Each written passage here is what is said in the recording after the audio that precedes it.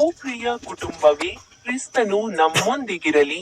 ಆತ್ಮೀಯ ಪೋಷಕರೇ, ಆತ್ಮೀಯ ಸಹೋದರ ಸಹೋದರಿಯರೇ, ಆತ್ಮೀಯ ವೃದ್ಧ ಪೋಷಕರೇ, ಆತ್ಮೀಯ ಮಕ್ಕಳೇ ಮತ್ತು ಯುವ ಜನರೇ, ನಾನು ಅಪೊಸ್ತಲ ಜಿಎನ್ಟಿ ವೆಂಕಟರಾಜನ್. ಇಂದು ಆಗಸ್ಟ್ ತಿಂಗಳ 23ನೇ ದಿನ. ಇಂದು ಸಾಮಾನ್ಯ ಕಾಲದಲ್ಲಿ ವರ್ಷದ 21ನೇ ಭಾನುವಾರ. 3 ವಚನಗಳನ್ನು ಆಧರಿಸಿದ ವಿಶೇಷ ಪ್ರಾರ್ಥನೆ. ಓ ಸ್ವರ್ಗೀಯ ತಂದೆಯೇ, ನೀವು ನಮ್ಮನ್ನು ನಿಮ್ಮ ಮಕ್ಕಳೆಂದು ಪರಿಗಣಿಸಿದ್ದಕ್ಕಾಗಿ ನಾವು ನಿಮಗೆ ಧನ್ಯವಾದಗಳು. ನಾವು ಒಂಟಿತನ, ದುರ್ಬಲ ಅಥವಾ ನಿರುತ್ಸಾಹಗೊಂಡಾಗ ನಿಮ್ಮ ಪ್ರೀತಿಯಿಂದ ನಾವು ದೂರವಿಲ್ಲ ಎಂದು ನಿಮ್ಮ ಪವಿತ್ರಾತ್ಮದ ಮೂಲಕ ನಮಗೆ ಭರವಸೆ ನೀಡಿ. ಓ ಕರ್ತನಾದ ಯೇಸುವೇ, ತಾಯಿ ಮೇರಿಯಂತೆ ನಂಬಿಕೆಯನ್ನು ಹೊಂದಲು ನಮಗೆ ಕಲಿಸಿ. ಜೀವನದಲ್ಲಿ ಒಂದು ಪರಿಸ್ಥಿತಿ ಅಸಾಧ್ಯವೆಂದು ತೋರಿದಾಗ, ನಿಮಗೆ ಏನೂ ಅಸಾಧ್ಯವಲ್ಲ ಎಂದು ನಾವು ನೆನಪಿಟ್ಟುಕೊಳ್ಳೋಣ. ಓ ಕರುಣಾಮಯಿ ದೇವರೇ, ನಮ್ಮ ಪಾದಗಳು ಕುಗ್ಗಿದಾಗ ನಮ್ಮನ್ನು ಬೆಂಬಲಿಸಿ. ನಮ್ಮ ಹೃದಯಗಳು ಅನೇಕ ಚಿಂತೆಗಳಿಂದ ತುಂಬಿರುವಾಗ ನಮಗೆ ನಿಮ್ಮ ಶಾಂತಿಯನ್ನು ನೀಡಿ. ನಮ್ಮ ಕಣ್ಣೀರನ್ನು ಭರವಸೆಯಾಗಿ ಮತ್ತು ನಮ್ಮ ಚಿಂತೆಗಳನ್ನು ನಂಬಿಕೆಯಾಗಿ ಪರಿವರ್ತಿಸಿ. ನಮ್ಮ ಕುಟುಂಬಗಳನ್ನು ಆಶೀರ್ವದಿಸಿ.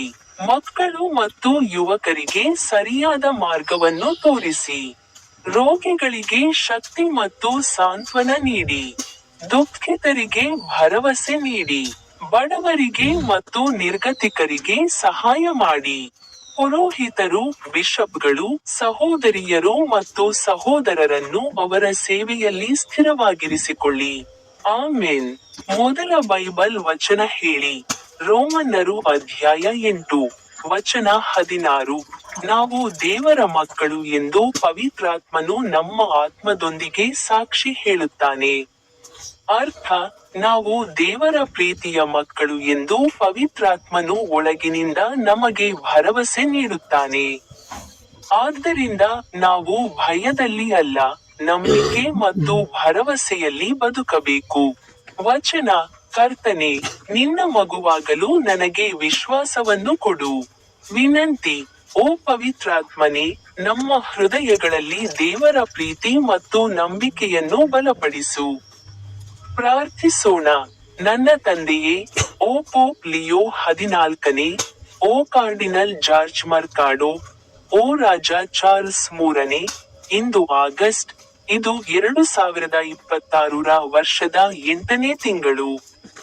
ಏಕೀಕೃತ ಪ್ರಾರ್ಥನೆ. ಓ ಪವಿತ್ರಾತ್ಮನೇ, ನಮ್ಮ ಹೃದಯಗಳನ್ನು ನಂಬಿಕೆ, ಪ್ರೀತಿ, ಶಾಂತಿ ಮತ್ತು ಧೈರ್ಯದಿಂದ ತುಂಬಿಸಿ. ನಮ್ಮ ಮೂಲಕ ದೇವರ ಮಹಿಮೆಯನ್ನು ಪ್ರತಿಬಿಂಬಿಸುವ ಜೀವನವನ್ನು ನಡೆಸಲು ನಮಗೆ ಕೃಪೆಯನ್ನು ದಯಪಾಲಿಸಿ. ಕರ್ತನಾದ ಯೇಸು ಕ್ರಿಸ್ತನ ಪವಿತ್ರ ಹೆಸರಿನಲ್ಲಿ ನಾವು ಇದನ್ನು ಪ್ರಾರ್ಥಿಸುತ್ತೇವೆ. ಆಮೆನ್. ಇಂದಿನ ಆಧ್ಯಾತ್ಮಿಕ ಸಂದೇಶ: ನಾವು ದೇವರ ಮಕ್ಕಳು, ಆದ್ದರಿಂದ ಕಷ್ಟಗಳಲ್ಲಿ ನಂಬಿಕೆಯನ್ನು ಕಳೆದುಕೊಳ್ಳಬೇಡಿ. ದೇವರಿಗೆ ಅಸಾಧ್ಯವಾದುದು ಯಾವುದೂ ಇಲ್ಲ, ಮತ್ತು ಆತಂಕವು ನಮ್ಮನ್ನು ಆವರಿಸಿದಾಗ ಆತನ ಕರುಣೆ ನಮ್ಮನ್ನು ಬೆಂಬಲಿಸುತ್ತದೆ.